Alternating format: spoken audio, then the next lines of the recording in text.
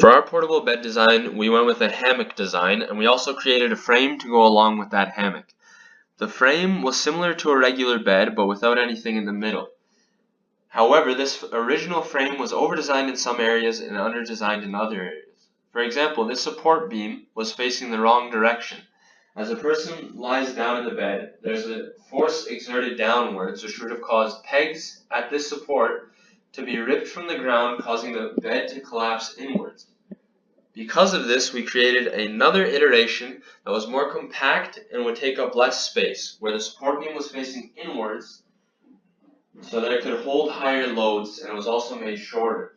We added another beam in the center that would provide as a storage unit for all the other tubes to be put into to store it properly. The actual hammock design looks like a generic hammock, however it has several features that will be described later. For the hammock, our design used the idea of a hammock mixed with a sleeping bag to provide warmth to the people who sleep inside. On each side of the hammock, we add a hook on the top of each rope and a tie string that is directly tied between two hooks. The reason we add the string is when it is tied enough, it can strengthen the mesh to prevent the mesh touching the face of the person who stays inside. What's more, we add a mesh and zipper at the surface of the hammock that could be zipped closed to prevent bugs from entering, and padding insulation at the bottom to keep the body warm heat, and also for the rain and waterproof. However, this design has its limitation in the case of space, weight, cost, and ease of assembly. If there are no trees around the camping place, then we will add a frame, which will be talked about later in the package. In this case, it will take more space and weight to cause troubles for carrying.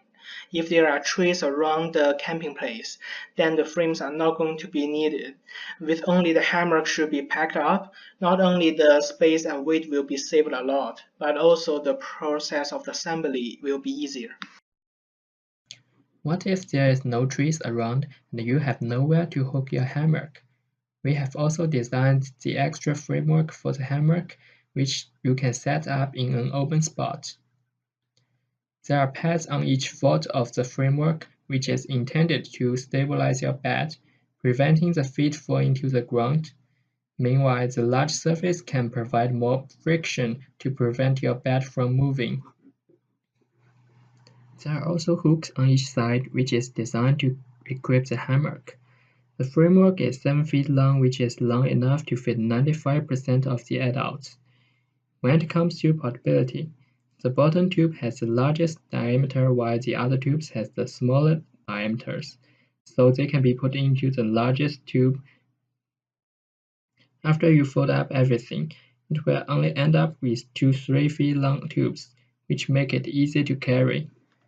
When it comes to assembly, first of all, we screw the 2 long bottom tubes together, and then we assemble the 2 sides, which is made of 3 short tubes.